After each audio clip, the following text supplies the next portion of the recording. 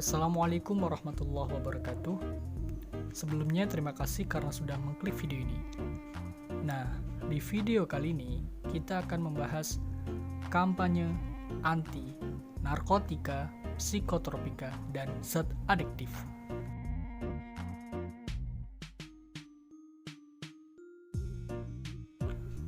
Mungkin teman-teman bertanya, kenapa harus dikampanyekan segala? Karena kita sebagai bangsa Indonesia harus tahu dan tidak mau untuk memakai nafsa, karena itu sangat buruk bagi bangsa Indonesia. Oke teman-teman, saya mau nanya, sebenarnya apa sih itu nafsa? Teman-teman mungkin tidak asing lagi dengan kata nafsa, bukan? Kalau begitu, mari sekarang kita ke pembahasannya.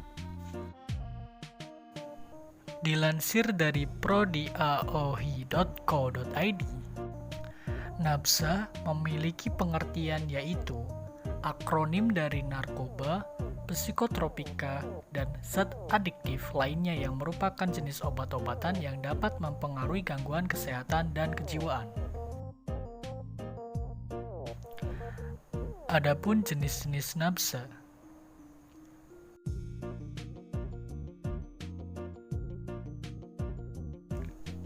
Yang pertama adalah narkotika. Narkotika merupakan suatu zat atau obat yang berasal dari tanaman maupun bukan tanaman, baik sintetis maupun semi-sintetis, yang menyebabkan penurunan dan perubahan kesadaran, mengurangi dan menghilangkan rasa nyeri, serta dapat menimbulkan ketergantungan secara fisik maupun psikologi. Tidak sampai di situ saja, narkotika juga dibagi menjadi 3 golongan, yaitu golongan pertama, narkoba digunakan untuk pengembangan ilmu pengetahuan. Nah, contohnya itu kokain dan ganja. Dan yang kedua, itu digunakan untuk khasiat atau pengobatan terapi. Contohnya morfin, petidin, dan golongan tertentu. Yang ketiga bisa untuk pengembangan pengetahuan dan terapi. Contohnya kodein, garam-garam narkotika, dan golongan tertentu. Dan intinya, semua itu membuat ketergantungan yang tinggi.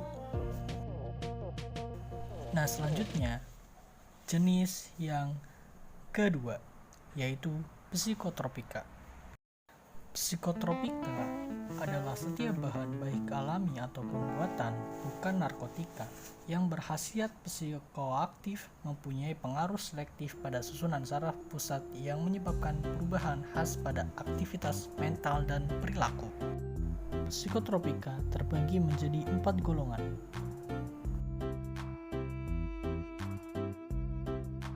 Golongan pertama yang hanya digunakan untuk tujuan ilmu pengetahuan dan tidak digunakan dalam terapi.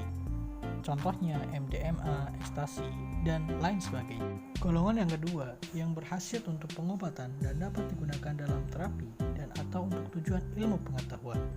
Golongan yang ketiga, psikotropika yang berkhasiat pengobatan dan banyak digunakan dalam terapi dan atau untuk tujuan ilmu pengetahuan. Contohnya fenobarbital dan flunitrazepam.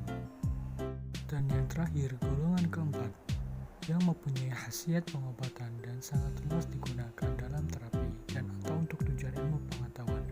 Contohnya diazepam, klobazam, bromazepam, dan lain sebagainya. Dan sekarang adalah jenis yang ketiga, zat adiktif.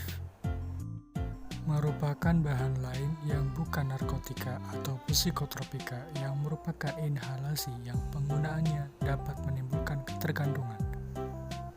Misalnya lem, aseton, eter, premix, tinar, dan lain-lain. Zat adiktif juga dibagi menjadi 3 golongan. Golongan A adalah minuman beralkohol dengan kadar etanol 1% sampai 5%. Contohnya ada bir dan Grandsen. Golongan B adalah minuman beralkohol dengan kadar etanol 5% sampai 20%. Contohnya ada anggur, kolesong. Dan yang terakhir adalah golongan C, adalah minuman beralkohol dengan kadar etanol 20% sampai 55%. Contohnya arak, whisky, dan vodka. Itu adalah jenis-jenis nafsa. Dan yang sekarang adalah dampak dari